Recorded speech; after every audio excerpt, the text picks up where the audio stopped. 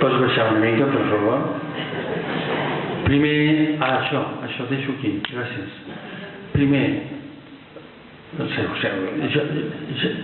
Jo soc de fora. M'explico? Molts de nosaltres som de fora. Molts. El meu avi, policia de Madrid. No, després, si les últimes eleccions haguessin sigut referèndum, no és un 48%, és un 53 i pico. Això també és que, cuidado, les manipulacions que es fan sobre les xifres són magnífiques. Perdona, jo des de em refereixo a que vas per Hospitalet, vas per Santa Coloma, vas per aquest lloc, a Badalona, i tot això, i veus, vull dir, la gent que parla allà i no... Hi vaig. Però amb totes aquestes bosses que dius, tenim, en l'aspecte referendari, tenim un 50 i pico %. Primera cosa. Segona cosa, com podem treballar? És veritat que per fer el procés de la independència millor hem de ser més i hem d'eixamplar la base social. Com hi hem d'arribar? Les esperances que nosaltres tenim. Primer, un canvi d'actitud en l'arribada en els barris difícils. Abans es feien actes i ara el que es fa, i l'Assemblea Nacional està treballant en aquest aspecte, és formació de gent per anar a parlar. Això va començar aquesta experiència a Girona. Es van formar 200 persones per anar als llocs concrets a parlar en els bars, en els barris, etc. Atenció, perquè és tot un aprenentatge, no es fa fàcilment. Es fan els cursos i avui en dia nosaltres electoralment podem saber, sumatiu té, a cada barri on és que més es necessita aquest contacte. Doncs bé, la gent de la demarcació de Girona, a Figueres, s'anava en els barris concrets i s'anava a xerrar en els bars. I en aquesta conversa, curiosament, els resultats eren magnífics, molt més que si es fan mítings on aquesta gent no hi va. Quin problema tenim nosaltres? I és que hi ha mitjans de comunicació que no hi ha manera que passin un missatge, jo diria, neutre. No hi ha manera. Si tu veus qualsevol Telecinco, Tele3, diguem els noms, etc., tu penses que no sé què passa aquí, que no hi ha convivència social, que ens foquem els tastos pel cap, etc. Bé, hi ha molta gent que veu que és mitjans de comunicació. Escolta, no hi ha manera d'arribar-hi, perquè no ens conviden. Sí, no hi ha manera. Sí, i ells ho saben molt bé i ho fan servir. Aleshores, una altra possibilitat, que és difícil, però que per això jo en parlo tant d'entusiasme, el procés constituent. O sigui, si la gent d'aquests barris on opcions que no són les independentistes purament, però que sí que estan pel dret a decidir, entren a la discussió de quin país es vol, i això s'aprofundeix i s'eixampla, jo crec que tenim la possibilitat d'arribar a zones que no arribàvem abans. Això. Ara, per mi, són aquests dos. O sigui, la nostra feina és, quan estem al Mercadona, preguntar dissimuladament, i vostè quina televisió veu? I quan, segons el que et diguin, ja comença el feina. Diuen que no és bo afirmar, sinó que aquestes tècniques que dèiem és preguntar, que no has de voler imposar, sinó... Doncs bé, això és una broma, però, escolta, és l'única eina que tenim. I després, a nivell social, començar aquest procés constituent i que la gent s'hi afegeixi perquè els hi faci il·lusió participar en la creació d'un país que correspongui a anhels que ells tinguin. I ja està. L'altre, saber que Telecinco continuarà tal com continuarà i no hi tenim res a fer amb això. Precisament el problema és que un dels programes més vistos de la tarda és Telecinco, a Catalunya, parla de Catalunya. Sí. I llavors vull dir, clar, jo parlo amb molta gent, parlo amb un club, parlo amb gent, i veig que aquesta gent, vull dir, per molt que ens expliquis, per molt que ens hi diguis, per molt que vegis, perquè és públic. Sí, però aquesta gent té interessos.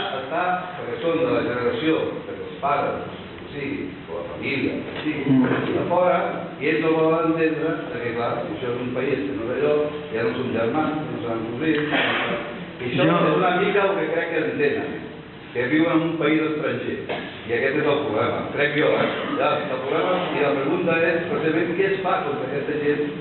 No, contra aquesta gent no es fa res. T'entenc. No. Escolta, jo voldria animar-te, perquè... No massa.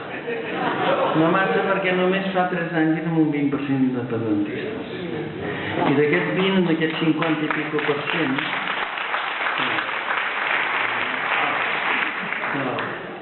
vol dir que hem guanyat molta d'aquesta gent, que hi ha molta d'aquesta gent que està amb nosaltres. Una altra cosa que és important, nosaltres no anem contra Espanya, per favor. Això és una cosa magnífica que ha passat en aquest procés. La nostra obsessió no és anar contra Espanya. Nosaltres ens volem alliberar d'un estat espanyol que s'ha segrestat Espanya des de fa segles, només els últims 30 anys. Ha segrestat, vaja, els andalusos van començar amb la duquessa d'Alba, perquè no només els hi van treure la riquesa agrícola que tenia i la cultura, sinó que han fet una cosa molt pitjor, que és que els han espoliat el territori. A nosaltres ens han intentat fotre la cultura, la llengua, etc. A Andalusia els hi han fotut el territori. Els han deixat empobrits fins a la mèdula. I cada vegada que s'ha intentat fer una revolució agrícola per salvar Andalusia hi ha hagut un cop d'estat. Perquè els delegats d'aquestes oligarquies i d'aquestes aristocràcies que estan en el poder des de fa tants anys provocaven sempre un cop d'estat per evitar la mengua dels seus interessos. Per favor. Aleshores, els hem d'explicar que intentem fer una altra cosa. I jo, a més, els voldria explicar una cosa i ho diré tantes vegades com calgui. Jo estic segur que la propera República Catalana, i els hem d'explicar això, un espanyol tindrà més dret a ser espanyol lliure que Espanya. M'explico. Que els seus drets de ciutadania se li defensaran millor aquí a Catalunya que a Espanya, sense renunciar a res de la seva espanyolitat. Per favor. O fem un país nou, o no fem els errors que hem patit durant segles, o no mereixem aquest país. Entens? Si per poder existir nosaltres hem d'exercir sobre els altres les mateixes animalades i barrabassades que s'ha exercit sobre nosaltres, jo me'n vaig al Senegal, tu. No, de veritat. I això és el que hem de traspassar en aquesta gent, però amb aquesta convicció, perquè a més és veritat que la volem fer així, aquest país. Si no és una cosa que diuen, no, és perquè així ens votaran. No cal. Si cal ja li demostrarem amb els fets, encara que ens costi més anys. Però volem un país on ells puguin realitzar-se com persones i tinguin els seus drets reconeguts i al mateix temps perquè és que som nosaltres, m'explico. Jo no el faig. Som nosaltres. Jo quan estic amb l'Eduardo Rey del Parlament i em parla com un cordobès i fem la conya que me'l vull lligar, escolta tu, som feliços. Feliços. I és això que hem d'aconseguir. Trencar amb aquests paradigmes que fa segles que ens estan empresonant i que han estat explotats per tot el poder que ha ocupat successivament l'estat espanyol. Perquè nosaltres pensem que l'estat espanyol, que el veiem, escolta, no és Espanya l'estat espanyol, són una colla de gent. Tu agafes, ho repeteixo sempre, quan agafes l'Aznar i ves baixant, veus el pare, l'avi, el besavi, collons, el Rato, vas baixant i en el seu avi li van donar una cadena de ràdio per sus méritos amb el moviment. No fotem, ella deia la cadena Rato. Home, no, és que és així, jo tinc 68 anys i l'he viscuda i la sentia quan anava a Madrid a fer promoció de discos i tot això.